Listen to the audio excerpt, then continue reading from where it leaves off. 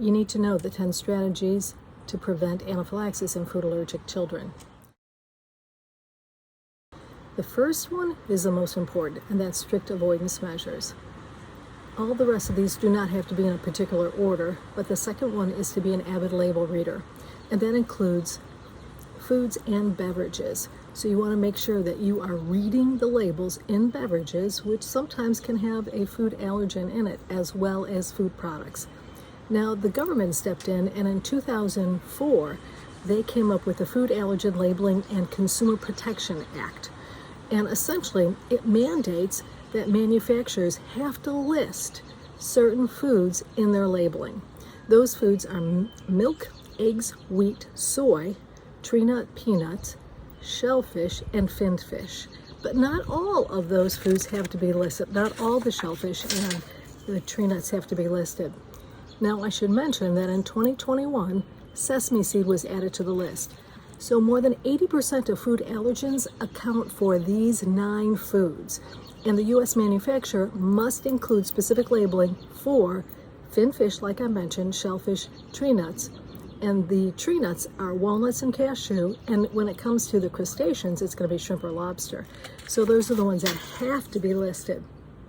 And although the top 9 foods named should be listed on food labels, if the food label is unclear, always err on the side of caution and call the manufacturer to identify the ingredients in such food, because it's going to be important that you know the foods that are in the products.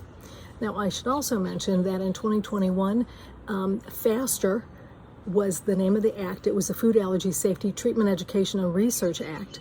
They declared that sesame was the 9th major food allergen that was recognized in the United States.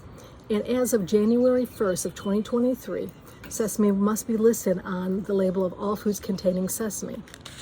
However, if foods were already on the shelf before that time, then they are excused from actually having to remove those foods, and they may still be on the shelf, and they may not say that they contain sesame seed or sesames, and therefore it's important to, again, look at the labeling, see if and if you ever have a question, avoid it, but you can also call the manufacturer.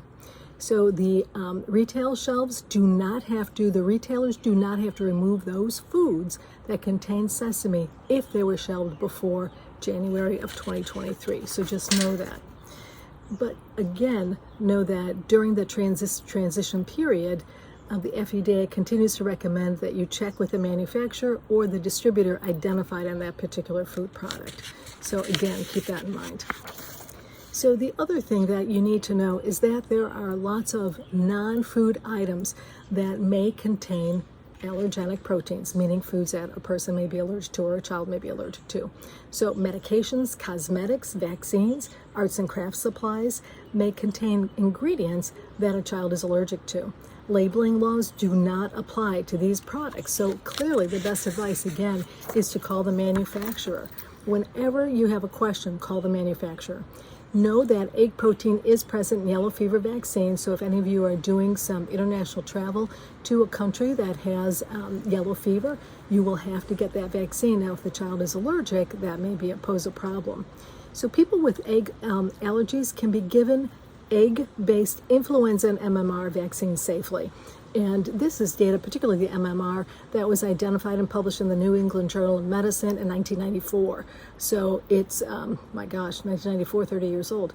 So also know that non-prescription and some prescription medications in tablet, capsule, and inhaler form may contain food allergens. And for an example, one of those food allergens that we are confronted with is those individuals that have asthma and take these dry powdered inhalers, because they may contain lactose, which is a sugar derived from milk. So those individuals that are highly allergic to milk should avoid those inhalers, the dry powdered inhalers.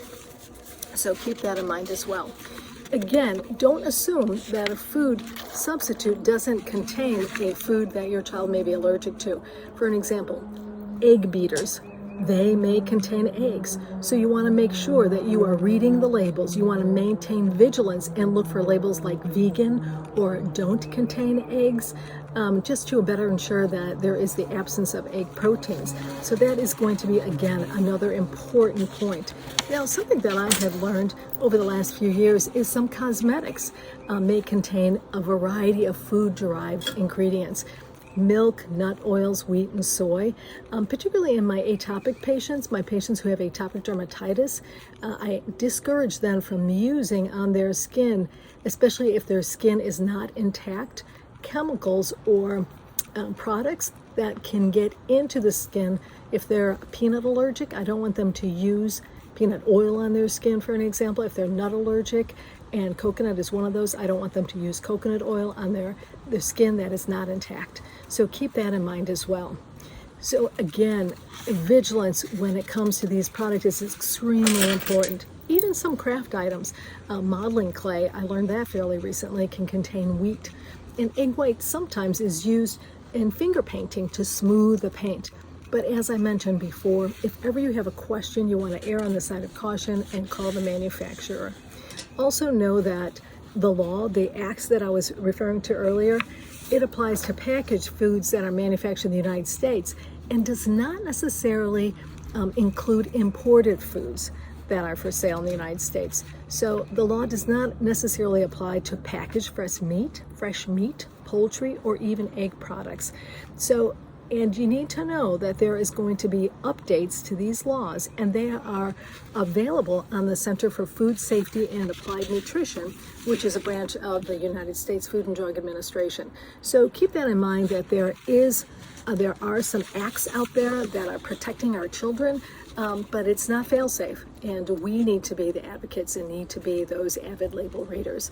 As I mentioned, the foods can be contained in products, packaging. The foods may be contained in cosmetics, may be contained in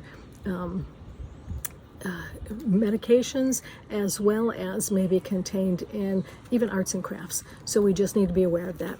Know that the next talk is going to be on carrying the epinephrine, which is the auto-injectable epinephrine. That is that life-saving medicine for the treatment of anaphylaxis. Stay tuned.